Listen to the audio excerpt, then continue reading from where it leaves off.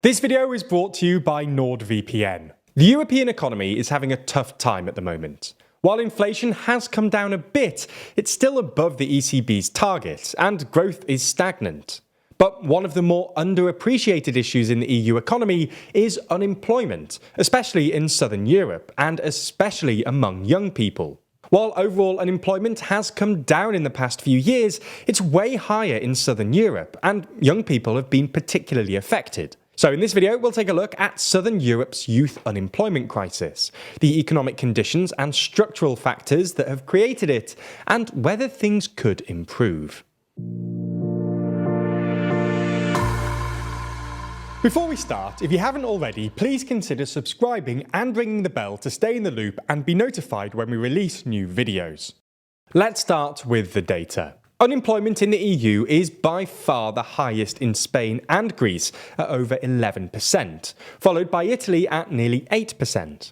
For comparison, average unemployment in the EU is 6%, while in the UK it's 4.3%, and in the US it's 3.7%. Unfortunately, the problem is particularly acute with young people. While unemployment is generally higher amongst young people, the EU's youth unemployment rate is currently about 14%, it's disproportionately higher in southern Europe. According to the latest Eurostat data, youth unemployment is running above 20% in most of southern Europe, coming in at 22% in Italy, 23% in Greece, and an astonishing 27% in Spain. There are also regional differences within the countries themselves. Even within Italy and Spain, unemployment rates are higher in the north than the south. Greece shows a slightly different pattern. Instead of north-south divide, Greece's regional inequality follows a curve shape, with higher employment rates in the capital Athens, in Attica, and the industrial centre of Greece, along with its tourist islands in the Cyclades. Anyway, so why is unemployment, and especially youth unemployment, higher in southern Europe? Well, we're going to take a look at some of the following reasons. Number 1, economic stagnation. Number 2, labour market issues. Number 3, low education and skills shortages. And number 4, young people's attitudes. Let's look at the first reason, economic stagnation. In simple terms, when economic activity is high, businesses are more productive, and more people are needed to produce goods and services. But when economic activity is low, companies reduce their workforce and unemployment rises. Since the mid-1990s, the southern states have seen sluggish growth compared to West and Northern Europe. Then, when the financial crisis came crashing in 2008, it hit southern Europe particularly hard. After the collapse of asset bubbles caused governments to increase spending, the resulting debt triggered a balance of payments crisis, and the southern EU states took austerity measures that ultimately led to the collapse of lots of small and medium-sized businesses, worsening unemployment. A future factor to consider is that southern Europe has been slow to digitalisation and the green energy transition compared to other EU countries. Analysts from various think tanks suggest that this could widen the gap between richer and poorer regions in the EU, as new tech and green jobs are likely to be concentrated in areas that are already more technologically developed. The rural economies of southern Spain, southern Italy and Greece, therefore, have lower growth potential compared to other European regions. This means that they're likely to fall further behind metropolitan regions in the north, which will offer more highly skilled jobs in the digital sector. This is a problem across the developed world, where regional inequality has been getting worse for the past decade or so.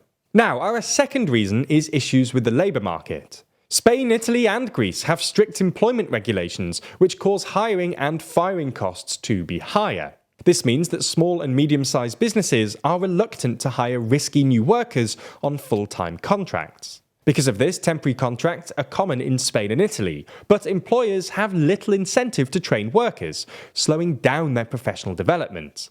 Italy's current government wants to boost temporary contracts, which might improve the employment rate in the short term, but won't necessarily lead people into long-term jobs. Moreover, flexible contracts mean companies get away with paying employees little more than minimum wage. Where this leads people to become frustrated with their career progression, it creates structural unemployment and longer spells of joblessness. This is the case in Greece, Italy, Portugal and Spain, where over half the unemployed population has been jobless for 6 months or more. One final labour market factor is the high precarity of jobs in certain sectors like hospitality and construction. The pandemic was a good example of this, as in Spain, inequality and poverty increased by the most in its leading tourism regions, the Balearic Islands and the Canary Islands, forcing people out of work.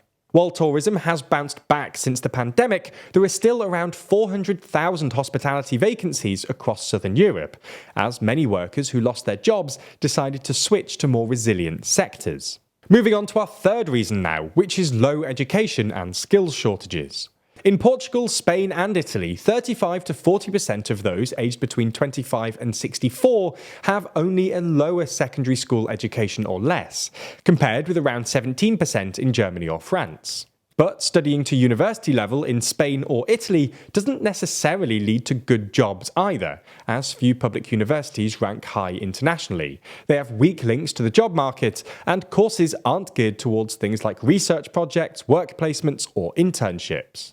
This means students leave without the necessary workplace skills like time management, performance under pressure, and negotiation. At the same time, there's also a mismatch between supply and demand in certain sectors. Levels of vocational education in southern Europe are glaringly low, especially for medical professionals, carers, and drivers. To tackle the labour shortage, the EU has invested €64.8 billion into skills development and job matching programmes. Spain also plans to relax permits for foreign workers in transport and tourism, and last month Greece passed a bill legalising thousands of illegal migrants' documents to try and fill jobs in agriculture.